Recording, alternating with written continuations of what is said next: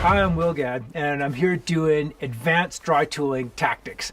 After you get the basic edges and stuff sorted out, these are the kind of tricks that make it more fun. The last piece was all about edges. Then the next thing after edges, you got various forms of Stein pulls and various forms of cams. And this is like an endless discussion. But what I mean by cams is you stick your tool in somewhere, find a good spot, you twist it, and it holds and it's good. So that's your basic cam. You do that mostly in cracks, but all kinds of places. And then you got various forms of Steins. And that's where you've got your pick on one side of the rock and the head of the tool on the other, and you pull on it. You can use these in large cracks.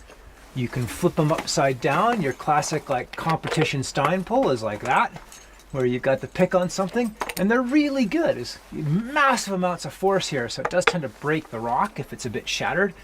But your basic Stein pull, and then there's like an endless combination of things you could do with this. You know, you can get into little tiny cracks like that, twist it, that's a great cam. You can get things like that that would be horrible any other way, and as long as you keep the force exactly balanced, you're good.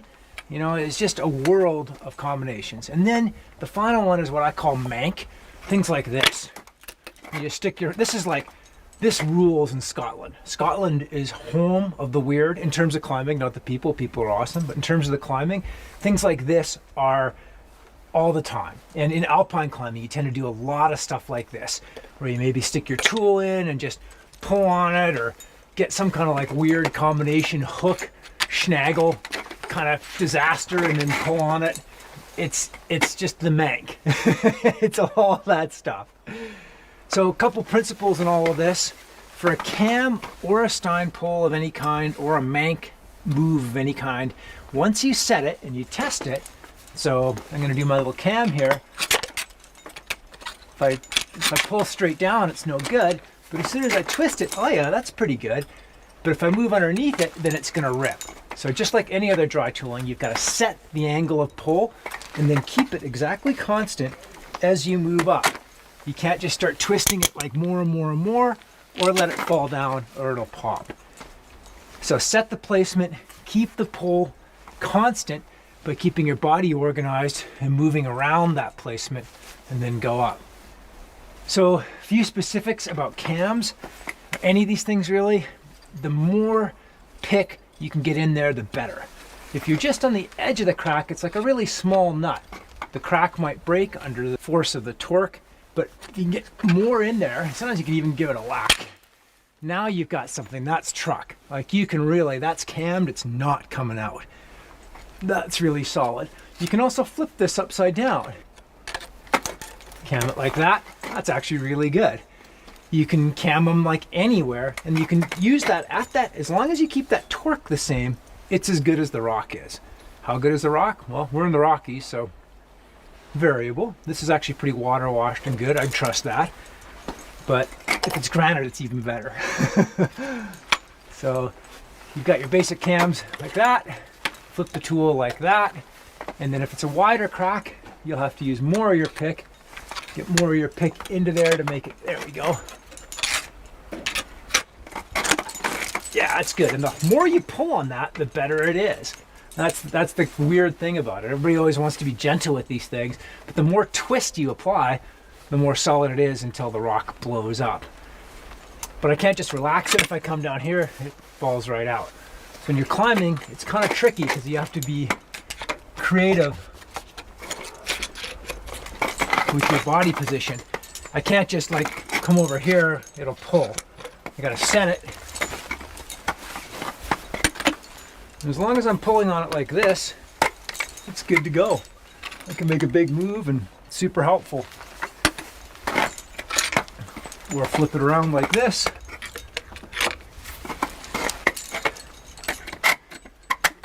Same concept. But as I'm standing up here, if I reach over to here, come in, it's gonna fall out, come flying out at me, which will be exciting. So you gotta set the cam and then keep the cam going. Stein pulls, the next one. And that again is anytime you've got the pick on something and the head of the tool on something and you're pulling it. It just basically creates a lot of leverage, and they're really good. I use these more and more and more. When you first try them, you're like, no, this is sketchy, this will never work. You know, and the more you use them, the more you realize how good they are. Like, that is as good as the rock, that is truck.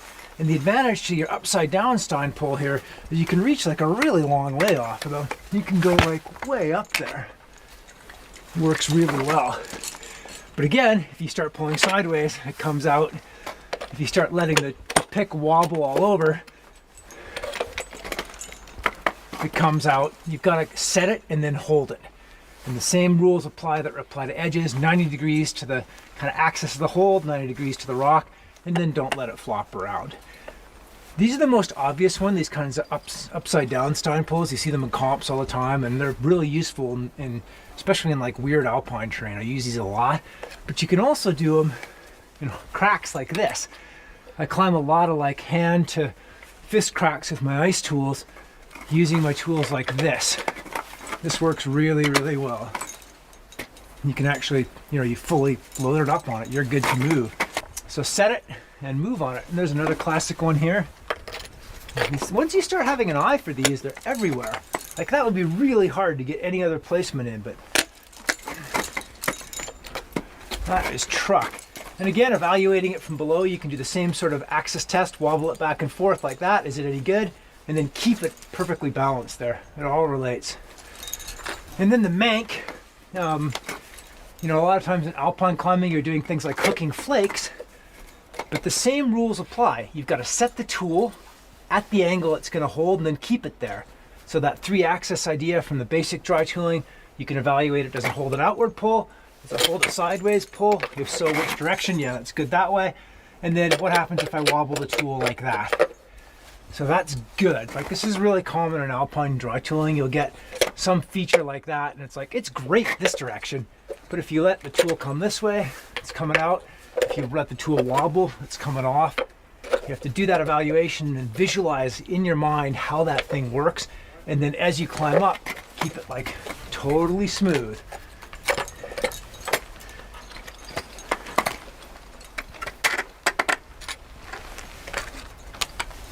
It's really good. Ah, the upper one, not so much, but you get the idea on that one. So hooks like that, big giant hooks. And then a lot of times, yeah, the Scotland experience where you stick your whole tool into a crack like that and then start muckling on it, and there's enough friction and grit in there that it holds, and you are good to go. But if you pull down on it, it pops. If you pull up on it, it pops. It's exactly that angle. It's really endless. So if you're a rock climber, you often think like, why don't I just use my hands? There's some truth to that. There are a lot of situations where using your hands makes sense, but it's cold out here. It's like minus 10 Celsius, whatever that is in American, but it's cold. It's really hard to actually hang on and to move with gloves on these edges. Generally, your tools are a lot more secure. There's certain times alpine climbing, you've got like a big flake or something, but this is about the smallest hold you can really happily use with gloves on in the winter. It generally is a lot easier and more secure once you have it figured out to use your ice tools than just dry tool.